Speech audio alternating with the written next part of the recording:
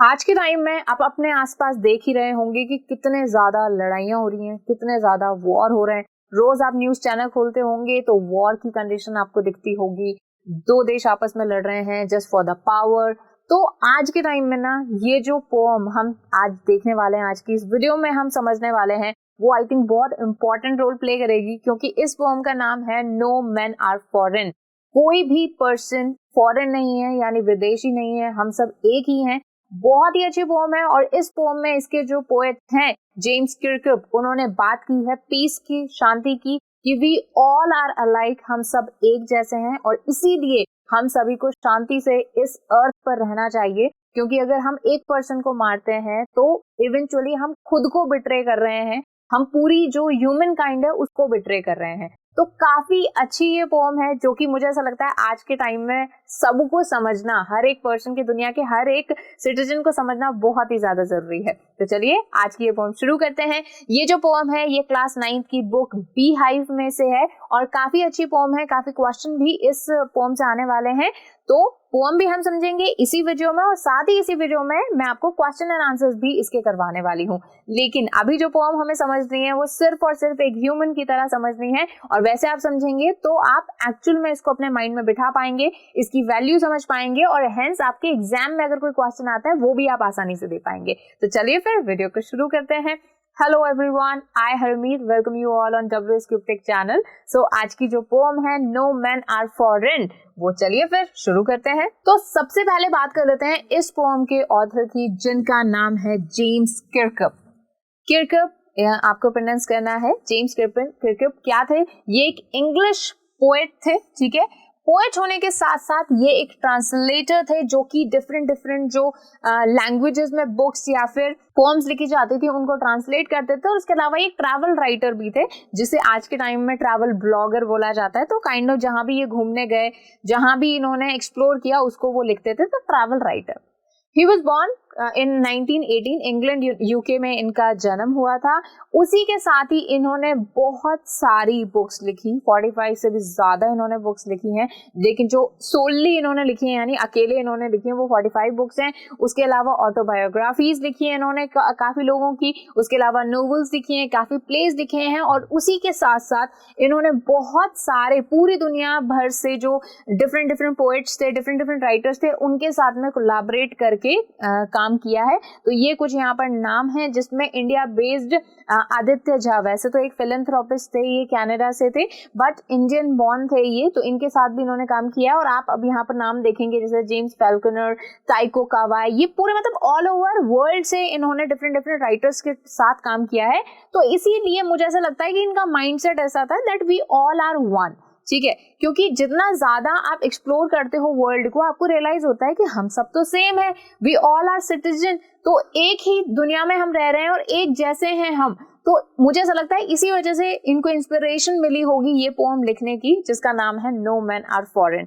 बहुत ही प्यारी पोम है, एंड तक देखना जरूर, क्योंकि तो एग्जाम पॉइंट से तो आपको इसको समझना ही है, लेकिन मैं आपको सजेस्ट करूंगी कि इसको ना एक ह्यूमन की तरह भी बिल्कुल समझना, क्योंकि आजकल जैसा माहौल बन रहा है ना, उसमें हमारे पास ये जो पीस वाली वैल्यूज हैं ये होना बहुत ही ज्यादा जरूरी है, ठीक है। चलिए फिर तो शुरू करते हैं pome.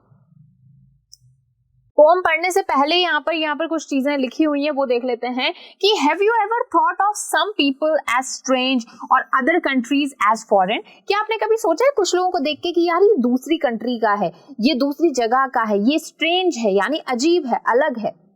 We have many ways of thinking of other people as different from us as them, ठीक है। आज बहुत सारे हमारे पास रीजन है, क्योंकि देखिए इतनी बड़ी दुनिया है, उस दुनिया में डिफरेंट कलर के लोग हैं, ठीक है। हर किसी की स्किन जो है वो अलग कलर की है, ठीक है। तो यहाँ पर कलर डिफरेंट है। उसके अलावा अगर मैं हाइट की बात करूं तो डिफरेंट हाइट के लोग आपको मिल जाएंगे। उसके अलावा और अगर हम बात करें तो डिफरेंट लैंग्वेजेस के बेसिस पर हम किसी को कह सकते हैं कि ये पर्सन स्ट्रेंज है या फिर फॉरेन है। लैंग्वेजेस काफी ज्यादा डिफरेंट है। उसके अलावा अगर मैं बात करूं तो डिफरेंट कल्चर यहाँ पर है। ठीक है। उसके अलावा अगर हम बात करें तो डिफरेंट डिफरेंट आउटफिट्स या फिर मैं कह सकती हूँ कि जो हमारी ड्रेसेस होती हैं, हर किसी का पहनावा अलग है तो उसके अकॉर्डिंग। उसके अलावा अगर मैं बात करूँ तो डिफरेंट डिफरेंट फूड वो लोग कंज्यूम करते हैं। तो इन सारे मतलब 50 रीजन आपको मिल जाएंगे किसी पर्सन को खुद से अलग करने के, लेकिन वो एक ही चीज है जो कि आपको बोलेगी कि नहीं हम सब एक हैं, that we all are human. हम सबकी बॉडी सेम है, हम सबकी बॉडी का स्ट्रक्चर सेम है, हम सबका बर्थ जो हुआ है वो एक जैसा हुआ है, हम सबकी जो डेथ होगी वो भी सभी इस दुनिया से जाने वाले हैं। ऐसा नहीं है कि कोई अगर यूएस में रहता है तो वो उसकी जो एज है वो इनफाइनाइट हो जाएगी, नहीं, ऐसा कुछ भी नहीं है। तो ह्यूमन वाला जो फैक्टर है सिर्फ वही ऐसा एक फैक्टर है जिसकी वजह से हम सब एक जैसे हैं। नहीं तो खुद को दूसरों से अलग बताने के हमारे पास, अभी मैंने कुछ यहाँ पर लिस्ट बनाई है, आप ऐसी 50 लिस्ट बना सकते हो, ठीक है। तो यहाँ पर यही लिखा हुआ है कि खुद को दूसरों से अलग करने के काफी रीजंस आपको मिल जाएंगे। They may belong to a different country, different country से वो लोग बिलोंग करते हैं इसलिए आप किसी को फॉरेन कह सकते हो, और speak a different language, और वो कोई दूसरी लैंग्वेज बोलते हैं, और मैंने आपको कुछ रीजन भी बता दिए। In this poem, however, the poet reminds us of many ways in which we are all same, for we all are human. तो इस पोम में पोएट आपको बता रहे हैं कि आपको भले हजारों रीजन हो आपके पास खुद को दूसरों से अलग बताने के, या फिर किसी पर्सन को फॉरेन बोलने के, किसी पर्सन को स्ट्रेंज बोलने के, लेकिन एक वो रीजन है जिसकी वजह से हम सब सेम हैं। और यहाँ पर आपको जो पोएट है इस पोम में यही बताने वाले हैं कि कैसे हम सब सेम हैं, और अल्टीमेटली वो क्या बोल रहे हैं कि हम सब क्या है, ह्यूमन है, इंसान है। तो एज अ ह्यूमन हम सब कैसे सेम है ये हम इस पोम में देखने वाले हैं, ठीक है। चलिए जी शुरू करते हैं first stanza. Okay, remember no man are strange, no country is foreign, beneath all uniforms a single body breathes, like ours the land our brothers walk upon, is earth like this in which we all shall lie. ठीक है, ध्यान से देखते हैं, पहले ये एक paragraph पढ़ लेते हैं। ओके, रिमेंबर मतलब याद रखो, no man are strange, no countries foreign, कि कोई आदमी फॉरेन नहीं है। देखिए कि नो मैन आर स्ट्रेंज यानी कोई आदमी स्ट्रेंज नहीं है। अब स्ट्रेंज का मतलब अजीब, अजीब मतलब अजीब हम किसको बोलते हैं, जो कि हमसे अलग है, ठीक है। कोई कंट्री फॉरेन नहीं है, फॉरेन मतलब कोई विदेश विदेश नहीं है, ऐसा नहीं है, वो सब एक ही है, ठीक है। कोई भी कंट्री फॉरेन नहीं है, कोई भी आदमी स्ट्रेंज नहीं है। Beneath all uniforms a single body breathes, चाहे कितनी भी आप अलग अलग देश की अलग अलग यूनिफॉर्म्स होंगी। अब यहाँ पर यूनिफॉर्म्स की बात कैसे हो रही है कि देखिए हर कंट्री की आर्मी होती है, हर कंट्री की सिक्योरिटी होती है, उन सबकी एक पर्टिकुलर यूनिफॉर्म होती है। तो वो जो यूनिफॉर्म है उनके अंदर जो बॉडी है वो हर एक पर्सन की सेम है, ठीक है। हर एक पर्सन की सेम बॉडी है जो कि ब्रीथ कर रही है, सांस ले रही है, ठीक है। लाइक आर्स जैसे हमारे हैं, the land our brothers walk upon, जिस तरह से हम जिस जमीन पर ही चलते हैं, हम कहाँ पर चलते हैं, हम जमीन पर चलते हैं, हम जमीन पर रहते हैं, वैसे ही वो लोग भी जमीन पर ही रहते हैं। ऐसा नहीं है कि कोई यूएस पर रहता है, कोई कनाडा में रहता है तो वो हवा में उड़ते होंगे, नहीं। जैसे हम जमीन पर रहते हैं वो लोग भी जमीन पर रहते हैं। और is earth like this in which we all shall lie, और ये वही अर्थ है जिसमें हम सबको दफन हो जाना है, यानी हमें इस पर लेट जाना है, यानी जब आफ्टर डेथ हमें इसी मिट्टी में मिल जाना है, ठीक है। तो यहाँ पर पोइट क्या कह रहे हैं, पहला उन्होंने रीजन दिया है, सबसे पहले तो ये जो यूनिफॉर्म है इसके नीचे जो बॉडी है वो सबकी सेम है, ब्रीथ कर रहे हैं, सभी सांस ले रहे हैं, तो ये एक सिमिलैरिटी उन्होंने बताई, ठीक है। उसके अलावा उन्होंने क्या बताया कि ये जो अर्थ है जिसपे हम रहते हैं, सभी अर्थ पे रहते हैं, सभी जमीन पर रहते हैं, सभी लैंड पर रहते हैं, वैसे ही ये जो अर्थ है डेथ के बाद, मरने के बाद हमें इसी अर्थ में समा जाना है, और ये सब के साथ ऐसा होगा, तो इसीलिए हम अलग नहीं हैं। चलिए अब नेक्स्ट स्टैंजा देखते हैं। तो नेक्स्ट स्टैंजा है they too aware of sun air and water, ठीक है। अभी इससे पहले हमने दो रीजन समझ लिए हैं, ठीक है। पहला कि यूनिफॉर्म के नीचे जो बॉडी ब्रीथ करती है वो सबकी सेम है, ठीक है। दूसरा, इसी अर्थ पर हम चलते हैं और इसी पर ही हमें मर जाना है, इसी पर ही हमें लाए हो जाना है, मतलब खत्म हो जाना है। तीसरा रीजन भी यहाँ पर दे रहे हैं कि they too aware of sun air and water are fed by peaceful harvest by wars long winter starved, their hands are ours and in their lines we read a labour not different from our own. अब यहाँ पर तीसरा reason ये क्या दे रहे हैं कि वो लोग जो है, मतलब जिनको आप स्ट्रेंज बताते हो, उन्हें भी पता है किसके बारे में, सन के बारे में, एयर के बारे में, वाटर के बारे में। तो जो सन है वो एयर है, वाटर है, वो सभी कंज्यूम कर रहे हैं एक साथ, मतलब हम भी कंज्यूम कर रहे हैं और वो लोग जिन्हें आप विदेशी बोलते हो, जिन्हें आप फॉरेन बोलते हो, वो लोग भी इनको कंज्यूम कर रहे हैं, ठीक है। तो ये एक और सिमिलैरिटी बता दी, ये थर्ड सिमिलैरिटी होगी। उसके बाद में they are fed by peaceful harvest by wars long winter starved, बहुत ही अच्छी लाइन लिखी हुई है कि वो लोग भी जब उनके यहाँ फसल होती है, उनके यहाँ जब वो अनाज खाते हैं, तो अगर एक अच्छी हार्वेस्ट होगी उनके वहां तो वो उसको कंज्यूम करेंगे। तो वैसे ही जब हमारे यहाँ फसल होती है हम भी उसको कंज्यूम करते हैं, ठीक है। पूरी दुनिया में फसल उगाई जाती है। अब फसल देखिए, हमारे यहाँ पर ग्रेन्स कुछ अलग उगते होंगे, उनके वहां कुछ और अलग उगता होगा, उनके यहाँ किसी और चीज की फार्मिंग होती होगी, ठीक है। जैसे वहां पर ज्यादातर कुछ लोग नॉन वेजिटेरियन ज्यादा होते हैं तो उसकी भी फार्मिंग होती है। तो इसीलिए सब लोग फार्मिंग करते हैं, हार्वेस्ट करते हैं और उसको कंज्यूम करते हैं। लेकिन सभी लोगों में ये एक और सिमिलरिटी बता दी। और यहाँ पर एक और चीज बहुत अच्छी बोली है कि लेकिन जब वॉर होता है, लेकिन जब युद्ध होता है तो उसकी वजह से हार्वेस्ट नहीं हो पाती। ऑब्वियसली बात है कि जब दो कंट्री में वॉर्स होते हैं ना तो कंट्री की इकोनॉमी बहुत ज्यादा डिस्ट्रॉय हो जाती है, तो इस वजह से सारे लोग भूखे मरते हैं, यानी कंट्री में बहुत ज्यादा पॉवर्टी आ जाती है। तो वो यहाँ पर यही कह रहे हैं कि जब उनके यहाँ फसल अच्छी होती है तो वो लोग कंज्यूम करते हैं, और सेम जब उनकी कंट्री के साथ किसी दूसरी कंट्री का वॉर होता है, दो कंट्री जब वॉर में जाती हैं तो दोनों ही कंट्रीज में भूखमरी आ जाती है, यानी दोनों कंट्रीज भूखी मरती हैं क्योंकि हार्वेस्ट तो हो नहीं पाता, कंट्री में बिल्कुल पॉवर्टी आ जाती है। तो ये चीज दोनों ही कंट्रीज में होती है, यानी आपके साथ भी होगी और जो आपकी एनिमी कंट्री जिसको आप बोलते हो, जिसको फॉरेन कंट्री बोलते हो, उनके साथ भी सेम चीज होगी। तो यहाँ पर एक और रीजन दे दिया है पोएट ने कि हम किस तरह से सेम है, कि दोनों ही अच्छी हार्वेस्ट करेंगे तो दोनों कंज्यूम करेंगे, वॉर होगा तो दोनों कंट्रीज भूखी मरेंगी, ठीक है। नेक्स्ट देखते हैं, देयर हैंड्स आर आवर्स, तो उनके जो हाथ है वो बिल्कुल हमारे जैसे हैं, and in their lines we read a labour not different from our own, और उन्हीं के हाथों में, क्योंकि देखिए जब आप हार्डवर्क करते हैं, लेबर का मतलब यहाँ पर यूज हुआ है हार्डवर्क से, तो जब आप हार्डवर्क करते हैं तो आपके हाथों में लाइंस बन जाती हैं, यानी कुछ क्रैक्स आ जाते हैं। तो उनकी लाइन से हमें ये पता चलता है कि सभी एक जैसी मेहनत करते हैं, एक जैसा हार्डवर्क करते हैं, ठीक है। तो उनके हाथ जो है वो बिल्कुल हमारे जैसे हैं, और उनके हाथों में जो क्रैक्स आए हुए हैं, लाइंस पड़ी हुई हैं, उनसे पता चलता है कि हम सब सेम लेबर करते हैं, सेम मेहनत करते हैं, ठीक है। आगे देखते हैं नेक्स्ट स्टैंजा की तरफ।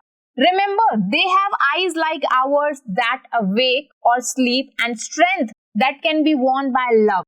In every land is common life, and that all can recognize and understand. ठीक है, अब यहाँ पर कह रहे हैं कि और एक और भी चीज याद रखो कि उनकी आईज, उनकी आंखें बिल्कुल हमारी जैसी हैं, और आप देखेंगे हो सकता है ह्यूमन बॉडी का कलर अलग अलग होता हो सबका, लेकिन सबकी जो आईज होती हैं उनका कलर सेम होता है। आप चाहे किसी भी रेस की बात कर लें, ऐसा नहीं होता कि एक पर्टिकुलर रेस की, एक पर्टिकुलर कम्युनिटी की आईज सेम होती है, नहीं, ऐसा कुछ नहीं है। ऑलमोस्ट सारी पूरी दुनिया में आप अलग अलग रेस में, अलग अलग कंट्रीज में बहुत सारी आपको आईज मिलेंगी, और सभी कॉमन होती हैं ऑलमोस्ट, ठीक है। सबका कलर भी कॉमन होता है, ठीक है। तो सेम आईज हैं जो हमारी तरह ही जगती हैं, हमारी तरह ही सोती हैं, और उनमें स्ट्रेंथ है, हर एक पर्सन में स्ट्रेंथ है, जिसको किससे जीता जा सकता है, प्यार से, मोहब्बत से, ठीक है। कितना भी कोई पर्सन स्ट्रेंथ किसी के पास हो, कितना भी पावरफुल हो, लेकिन आप उसको लव के थ्रू, पीस के थ्रू जीत सकते हो, ठीक है। In every land is common life that all can recognise and understand, हर एक लैंड पर, हर एक जमीन पर एक कॉमन लाइफ है। कॉमन लाइफ मतलब जो सबकी कॉमन है, सबके एक जैसी है, और जिसको हम रिकॉग्नाइज मतलब पहचान सकते हैं, अंडरस्टैंड मतलब समझ सकते हैं, ठीक है। लेकिन वो तभी होगा जब आप समझना चाहेंगे, okay.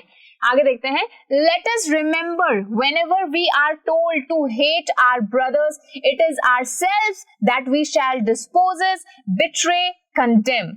Remember, we who take arms against each other, देखिए बहुत अच्छी लाइन लिखी हुई है कि याद रखना, जब भी हमें एक दूसरे से हेट करने के लिए बोला जाता है, ठीक है, हेट करने के लिए कौन बोलता है, यहाँ पर एक क्वेश्चन भी आगे आएगा कि when we are told to hate our brothers, तो कौन बोलता है। तो देखिए कई बार ऐसा होता है कि सेल्फिश पीपल, स्पेशली मैं पॉलिटिक्स की अगर बात करूं, डर्टी पॉलिटिक्स की, तो लोग एक दूसरे को भड़काने की कोशिश करते हैं, और आई थिंक उसी की वजह से वॉर होते हैं, उसी की वजह से वायलेंस होता है। तो जब भी ऐसा बोला जाए कि ये पर्सन अलग है, ये पर्सन डिफरेंट रिलीजन का है, ये पर्सन डिफरेंट कंट्री का है, ये पर्सन डिफरेंट रेस का है, और इससे हेट करो, तब उस टाइम ये बात याद रखना कि अगर हम ऐसा करेंगे तो हम खुद को क्या करेंगे, खुद को बिट्रे करेंगे, ठीक है, खुद को डिस्पोजेस यानी खुद को खराब करेंगे, और खुद को कंडेम यानी खुद को ही हम नुकसान पहुंचाएंगे। ठीक है। तो अगर आप किसी और पर्सन, किसी फॉरेन पर्सन को हेट करते हो तो आप पूरी ह्यूमन काइंड को हेट कर रहे हो, ठीक है। तो जब भी आपको कोई हेट करने के लिए बोले, याद रखिएगा, क्योंकि अगर आपने ऐसा किया तो आप खुद के ही आदमी को क्या कर रहे हो, हेट कर रहे हो, क्योंकि हम सब सेम है। Okay, remember he who take arms each other, याद रहे कि जब हम एक दूसरे के खिलाफ आर्म्स उठाते हैं, आर्म्स मतलब हाथ नहीं, आर्म्स का मतलब होता है फायर आर्म्स यानी वेपन्स, जब हम एक दूसरे के खिलाफ वेपन्स उठाते हैं तब क्या होता है, it is the human earth that we defile.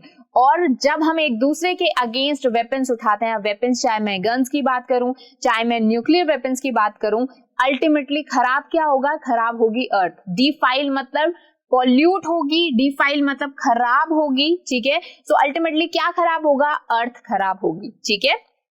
Our hells of fire and dust outrage the innocence, जो हमारी उस युद्ध से, उस वॉर से, उन वेपन से जो डस्ट, जो फायर निकलेगी वो क्या कर देगी, आउटरेज मतलब डिस्ट्रॉय कर देगी इनोसेंस को, ठीक है। इनोसेंस आप देखेंगे कि सबसे इंपॉर्टेंट चीज होती है, ठीक है। आज जो एनिमल्स होते हैं उनमें भी इनोसेंस होती है, एवरीबडी हैज द इनोसेंस, लेकिन जैसे ही जब वायलेंस हमारी लाइफ में आता है वो इनोसेंस खराब हो जाती है, खत्म हो जाती है। तो जब ऐसा होगा तो हमारी इनोसेंस जो इस दुनिया से है वो पूरी खत्म हो जाएगी।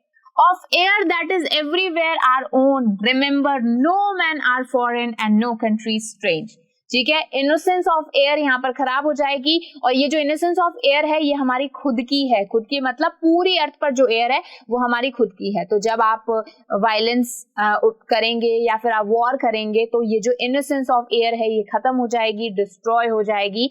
और यहाँ पर लास्ट में पोएट कह रहे हैं कि remember no man are foreign, याद रहे कि कोई आदमी फॉरेन नहीं है, एंड नो कंट्री स्ट्रेंज, और कोई भी कंट्री अजीब नहीं है, ठीक है। अब ये सेम लाइन यहाँ पर पोएट ने फर्स्ट लाइन में बोली थी, लेकिन उन्होंने फॉरेन वर्ड कंट्रीज के लिए यूज किया था, स्ट्रेंज वर्ड मैन के लिए यूज किया था, उसी को थोड़ा सा रिवर्स करके उन्होंने ये लाइन बोली है। और ये बहुत ही प्यारी, बहुत ही पीसफुल पोएम थी बाय जेम्स किर्कअप, ठीक है। आई होप कुछ ना कुछ आपने इस पोएम से जरूर सीखा होगा, और मैं एग्जाम पॉइंट ऑफ व्यू से तो बात कर ही रही हूँ, साथ ही मैं एक नॉर्मल मॉरल वैल्यूज के पॉइंट ऑफ व्यू से भी बात कर रही हूँ। सो अगर पोएम अच्छी लगी हो तो इसको दोबारा जरूर पढ़ना, अपने आसपास लोगों को भी सुनाना, ठीक है, एंड पीस स्प्रेड करना जितना हो सके, ठीक है। अभी चलिए इसी चैप्टर के हम कर लेते हैं क्वेश्चन एंड आंसर जो कि आपकी बुक में दिए हुए हैं। ओके, सो फर्स्ट क्वेश्चन देखते हैं कि बीनीथ ऑल यूनिफॉर्म्स, हर एक यूनिफॉर्म के नीचे क्या है, यूनिफॉर्म के नीचे एक बॉडी है जो कि ब्रीथ करती है। What uniforms do you think the poet is speaking about? आपको क्या लगता है कि पोएट किस यूनिफॉर्म की बात कर रहा है, ठीक है। तो ऑब्वियसली बात है किस यूनिफॉर्म की बात कर रहा है, जो कि डिफरेंट डिफरेंट कंट्रीज के लोग पहनते हैं। The poet speaks about the various dresses that people of various countries wear, but beneath them the human body is same, ठीक है। तो यहाँ पर पोएट किसकी बात कर रहे हैं, डिफरेंट डिफरेंट कंट्रीज के लोग, डिफरेंट डिफरेंट कल्चर के लोग, डिफरेंट डिफरेंट कंट्री की आर्मीज के लोग जो यूनिफॉर्म पहनते हैं उनकी बात हो रही है यहाँ पर। और पोएट यहाँ पर बेसिकली कह रहे हैं कि भले वो यूनिफॉर्म्स अलग अलग हैं लेकिन उनके नीचे जो बॉडी है वो सेम है, ठीक है। नेक्स्ट क्वेश्चन देखते हैं, how does the poet suggest that all people on earth are the same. Poet कैसे ये चीज बता रहे हैं कि अर्थ पर जितने भी लोग हैं वो सेम है, यानी एक जैसे हैं, ठीक है। The poet says that nobody is different and peculiar. तो पोएट कहते हैं कि कोई भी इंसान डिफरेंट नहीं है, पेक्यूलियर नहीं है, पेक्यूलियर मतलब स्ट्रेंज नहीं है, अजीब नहीं है। नो कंट्री इज फॉरेन, कोई भी फॉरेन नहीं है यानी विदेशी नहीं है। A single body breathes beneath all uniform. अब यहाँ पर जो आपने पोएम पढ़ी है ना उसमें से आप कोई भी लाइन ले सकते हैं। So a single body breathes beneath all uniform, हर एक यूनिफॉर्म के नीचे सिंगल बॉडी ब्रीथ करती है। Moreover the land is the same everywhere, और हर जगह जो लैंड है, जो जमीन है, जो मदर अर्थ है वो हर जगह सेम है और वो सबको सेम ही फीड करती है, यानी सन, लाइट, वाटर सबके लिए सेम है और सभी उनको कंज्यूम करते हैं, ठीक है। क्या कोई ऐसा पर्सन होगा जो बिना वाटर के, बिना सन के रह पाएगा? नहीं, कोई भी नहीं रह पाएगा। तो everybody consumes the same earth and we all are same, we have the same body, और इसी मैनर में हम सब क्या है, सेम है यानी इक्वल है। नेक्स्ट क्वेश्चन देखते हैं। तो नेक्स्ट क्वेश्चन है कि how many common features can you find in stanza 2, pick out the word. तो स्टैंजा 2 में ऐसे कौन से फीचर्स हैं जो कि ह्यूमन बीइंग्स में all over the world same है, आपको वर्ड्स पिक करने हैं, ठीक है। So the following common features are given in the stanzas. तो ये कुछ यहाँ पर फीचर्स हैं जो कि स्टैंजा 2 में देख सकते हैं, आप एक बार बुक भी चेक कर सकते हैं। सबसे पहले तो सन, सेम है हर जगह, ठीक है, ऑब्वियस सी बात है, ठीक है, मैं यहाँ पे मार्किंग भी कर देती हूँ, सन सेम है। उसके अलावा एयर सेम है हर जगह। तीसरी चीज वाटर हर जगह सेम है, हमने वर्ड्स पिक करने के लिए बोला, हम वर्ड्स पिक कर रहे हैं, ठीक है। चौथी चीज peaceful harvest required for human survival, ठीक है, उसके अलावा ह्यूमन सर्वाइवल के लिए पीसफुल हार्वेस्ट जरूरी है, फसल होना जरूरी है, नहीं तो लोग खाएंगे क्या, यानी फूड हम कह सकते हैं। उसके अलावा सेम हैंड्स, कि हम सबके हाथ कैसे हैं, सेम है, जो कि शो करते हैं कि सबने सेम हार्ड वर्क किया है, ठीक है। तो ये कुछ वर्ड्स हैं जो कि स्टैंजा 2 में हमें ये बताते हैं that we all are same, ठीक है। नेक्स्ट और लास्ट क्वेश्चन देखते हैं हमारे चैप्टर का। अच्छा क्वेश्चन है, ध्यान से देखिएगा कि whenever we are told to hate our brothers, जब भी हमें बोला जाता है that we should hate our brothers, when do you think this happens? आपको क्या लगता है कि ये कब होता है और ऐसा क्यों होता है? Who tells us should we? Who tells us? कौन हमें बोलता है hate करने के लिए? Should we do as we are told such times? What does the poet say? और पोएट क्या कहना चाह रहे हैं कि ऐसे टाइम में हमें क्या करना चाहिए, ठीक है। सो ऑब्वियस बात है, मैं आपको पहले भी बता चुकी हूँ कि कई सेल्फिश लोग, कई लोग जिनको पावर की वांट होती है अपने मतलब के लिए, क्योंकि पावर अल्टीमेटली उन्हें मिलेगी, तो अपने मतलब के लिए लोग लोगों को लड़वाते हैं आपस में, ठीक है। So sometimes the selfish people instigate मतलब आपको कन्विंस करते हैं, आपको फोर्स करते हैं, instigate the innocent to harm others, ठीक है। तो इनोसेंट पीपल को बोलते हैं कि दूसरों को हार्म करने के लिए, they do it for their own benefit, अपने खुद के बेनिफिट के लिए वो बोलते हैं। द कॉमन और ordinary man does not understand their tricks and start hating his fellow human beings. और जो कॉमन पीपल होते हैं वो इस चीज को नहीं समझते हैं, वो सोचते हैं कि ये तो हमारा मतलब फर्ज है, हमारी ड्यूटी है, और वो उनकी बातों में आके दूसरे ह्यूमन बीइंग से हेट करना लग जाते हैं। They tell them to cause riots, ये उनको दंगे करने के लिए, दूसरों को नुकसान पहुंचाने के लिए बोलते हैं। The poet says that one should not follow anybody's advice without brooding over it, ठीक है। और पोएट यहाँ पर कहते हैं कि बिना ब्रूड करे उनकी ये जो एडवाइस वो कर रहे हैं कि इनसे हेट करो, उससे हेट करो, ये तुम्हारा नहीं है, ये स्ट्रेंज है, ये अलग है, ठीक है, उनकी बात नहीं मानी चाहिए, फॉलो नहीं करना चाहिए उनके ऑर्डर को। The poet repeatedly says that there is no difference in them and the foreigners. The people of entire world are same. और poet ultimately यही कहते हैं कि जो भी दूसरी कंट्री का है उसमें आप में कोई फर्क नहीं है, हम सब सेम है, हम सब सेम ही वाटर कंज्यूम करते हैं, सेम एयर कंज्यूम करते हैं, सेम हमारी बॉडी है, और हम सब हार्ड वर्क करते हैं, और हम सबको सेम चीजें चाहिए जिंदा रहने के लिए। ये सेम लैंड है जिस पर हम पैदा होते हैं, हम वॉक करते हैं, हम अपने काम करते हैं, और इसी लैंड में हमें समा जाना है, यानी खत्म होके भी आफ्टर डेथ भी इसी लैंड में हमें मिक्स हो जाना है। तो सेम अर्थ है, तो हम सब भी सेम ही हैं, we all are the children of this earth, और that's why we are same. तो जब भी कोई ऐसा बोले to hate someone, he is different, he is other than you, तो ऐसे में आपको उसकी बात नहीं माननी चाहिए। तो काफी अच्छी पोएम थी, आई होप मजा आपको डेफिनेटली आया होगा इस पोएम के बाद, एंड इसी तरह से आप हमें सपोर्ट करते रहिए। स्कोर चैनल को सब्सक्राइब करना बिल्कुल मत भूलना, एंड कोई भी क्वेरी हो, क्वेश्चन हो इस पोएम से रिलेटेड, आप मुझे कमेंट सेक्शन में बता सकते हो। Thank you so much.